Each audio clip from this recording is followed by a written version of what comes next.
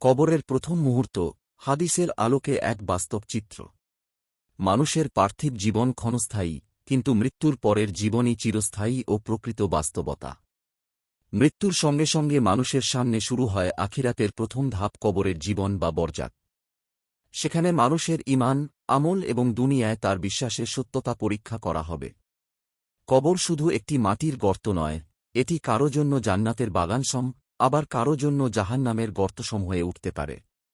কবরের এই বাস্তবতা ও সেখানে মানুষের অবস্থা সম্পর্কে রাসূলুল্লাহ সাল্লাল্লাহু আলাইহি ওয়াসাল্লাম বিভিন্ন হাদিসে বিস্তারিত দিকনির্দেশনা দিয়েছেন।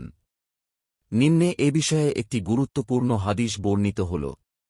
আনাস ইবনে মালিক রাদিয়াল্লাহু আনহু থেকে বর্ণিত যে আল্লাহর রাসূল সাল্লাল্লাহু আলাইহি ওয়াসাল্লাম বলেছেন, বান্দাকে যখন তার কবরে রাখা হয় এবং তার সাথীরা এতটুকু মাত্র দূরে যায় যে সে তখনও তাদের জুতার আওয়াজ শুনতে পায়। এ সময় দুজন ফেরেশতা তার কাছে এসে তাকে বসান এবং তাঁরা বলেন, এ ব্যক্তি অর্থাৎ মুহাম্মদ সাল্লাল্লাহু আলাইহি ওয়াসাল্লাম সম্পর্কে তুমি কি বলতে? তখন মুমিন ব্যক্তি বলবে, আমি সাক্ষ্য দিচ্ছি যে তিনি আল্লাহর বান্দা এবং তাঁর রাসূল। তখন তাকে বলা হবে, জাহান্নামে তোমার অবস্থানস্থলটির দিকে নজর করো, আল্লাহ তোমাকে তার বদলে জান্নাতের একটি অবস্থানস্থল দান করেছেন। তখন সে দুটি স্থলের দিকেই তাকিয়ে দেখবে। কাতাদাহ রহমাতুল্লাহ আলাইহি বলেন, আমাদের কাছে বর্ণনা করা হয়েছে যে সে ব্যক্তির জন্য তাঁর কবর প্রশস্ত করে দেওয়া হবে। অতঃপর তিনি, কাতাদাহ, পুনরায় আনাস রাদিয়াল্লাহু আনহু এর হাদিসের বর্ণনায় ফিরে আসেন। তিনি আনাস রাদিয়াল্লাহু আনহু বলেন, আর মুনাফিক বা কাফির ব্যক্তিকেও প্রশ্ন করা হবে, তুমি এ ব্যক্তি মুহাম্মদ সাল্লাল্লাহু আলাইহি ওয়াসাল্লাম সম্পর্কে কি বলতে?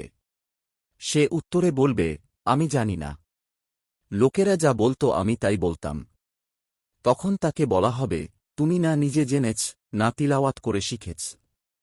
আর তাকে লোহার মুগুর দ্বারা এমনভাবে আঘাত করা হবে, যার ফলে সে এমন বিকট চিৎকার করে উঠবে যে দুই জাতি, মানুষ ও জিন ছাড়া তার আশপাশের সবাই তা শুনতে পাবে। বুখারী হাদিস 1374। এই হাদিস কবরের প্রশ্ন ও মানুষের পরিণতির একটি জীবন্ত চিত্র তুলে ধরে। এখানে স্পষ্ট করা হয়েছে যে কবরের সবচেয়ে গুরুত্বপূর্ণ প্রশ্ন হবে রাসূলুল্লাহ সাল্লাল্লাহু আলাইহি ওয়াসাল্লামের প্রতি বিশ্বাস সম্পর্কে। অর্থাৎ প্রকৃত ঈমান শুধু মুখের কথা নয়, এটি হৃদয়ের বিশ্বাস, জ্ঞান ও আমলের সমন্বয়। যে ব্যক্তি দুনিয়ায় সত্যকে জেনে, বুঝে এবং মেনে চলেছে, সে কবরের পরীক্ষায় সফল হবে। তার জন্য কবর প্রশস্ত করা হবে এবং জান্নাতের সুসংবাদ দেওয়া হবে। অন্যদিকে মুনাফিক বা অবিশ্বাসীর অবস্থা হবে ভিন্ন।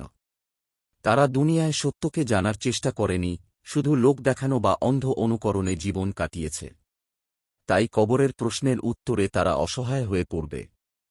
এই হাদিস আমাদের শিক্ষা দেয় যে ঈমানকে গভীরভাবে জানা, কোরআন সুন্নাহ অধ্যয়ন করা এবং রাসূলুল্লাহ সাল্লাল্লাহু আলাইহি ওয়াসাল্লামের সুন্নাহ অনুযায়ী জীবন গঠন করা অত্যন্ত জরুরি। এ হাদিস মানুষের অন্তরে আখিরাতের জবাবদিহির অনুভূতি জাগিয়ে তোলে। দুনিয়ার জীবন আসলে কবর ও আখিরাতের প্রস্তুতির ক্ষেত্র। তাই প্রতিটি মুমিনের উচিত নিজের ঈমানকে শুদ্ধ করা, ইলম অর্জন করা এবং এমন আমল করা যা তাকে কবরের কঠিন পরীক্ষায় সফলতা এনে দেবে। লেখক, প্রাবন্ধিক ও অনুবাদক। নিয়মিত ইসলামিক এবং স্বাস্থ্য বিষয়ক ভিডিও পেতে লাইক, কমেন্ট, ফলো এবং চ্যানেলটি সাবস্ক্রাইব করে পাশে থাকবেন। মহান আল্লাহ আপনাকে উত্তম যা দান করুক। আমিন।